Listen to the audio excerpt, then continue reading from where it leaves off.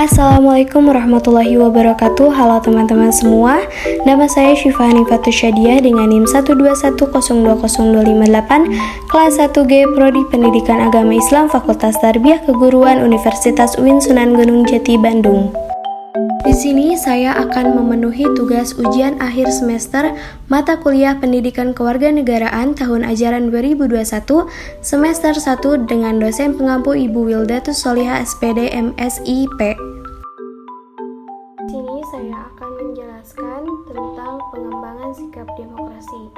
Pengembangan sikap demokrasi, pengertian dari sikap demokrasi secara sederhana adalah sebuah tindakan yang didasari pada nilai demokrasi. Kemudian sikap demokrasi ini sendiri akan dapat melakukan pendukungan terhadap pelaksanaan dari prinsip demokrasi. Perilaku demokrasi pada umumnya juga akan terbentuk ke dalam berbagai macam hal, seperti yang pertama, menerima segala macam tindakan demokratis yang berasal dari orang lain, menerima segala macam kritikan dengan sangat lapang dada, dan menghargai pendapat yang telah diberikan oleh orang lain. Yang kedua, melakukan segala macam perilaku demokratis kepada orang lain seperti tidak memaksakan kehendak lain dan tidak memiliki sikap egois.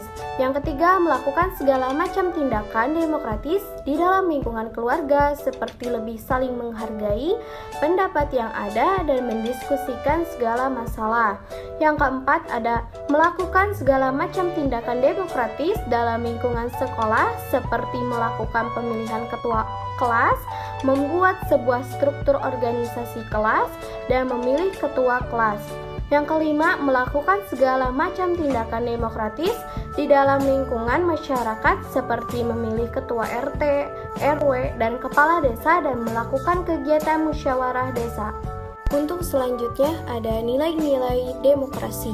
Yang pertama ada kebebasan menyatakan pendapat. Kebebasan menyatakan pendapat adalah sebuah hak bagi warga negara biasa yang wajib dijamin dengan undang-undang dalam sistem politik demokrasi. Yang kedua, ada kebebasan berkelompok. Berkelompok dalam suatu organisasi merupakan nilai dasar demokrasi yang diperlukan bagi setiap warga negara. Yang ketiga ada kebebasan berpartisipasi. Kebebasan berpartisipasi sesungguhnya merupakan gabungan dari kebebasan berpendapat dari kelompok. Ada 4 jenis partisipasi.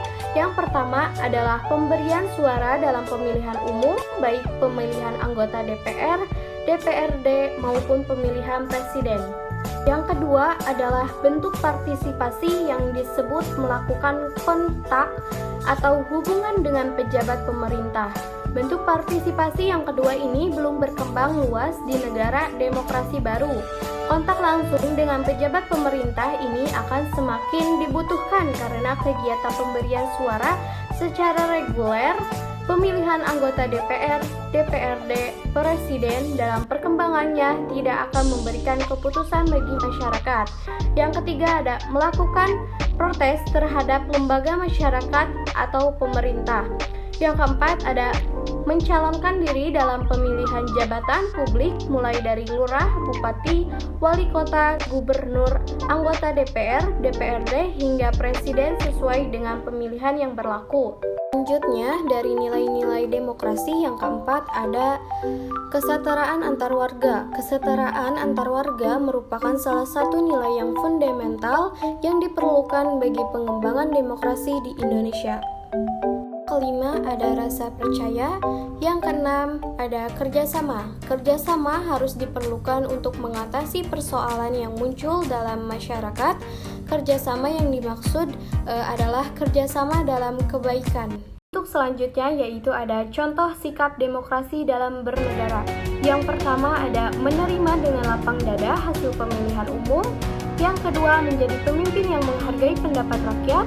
Yang ketiga, mempunyai rasa integritas dan kejujuran. Yang keempat, mengutamakan kepentingan negara daripada kepentingan pribadi. Cukup sekian pemaparan materi dari saya tentang pengembangan sikap demokrasi.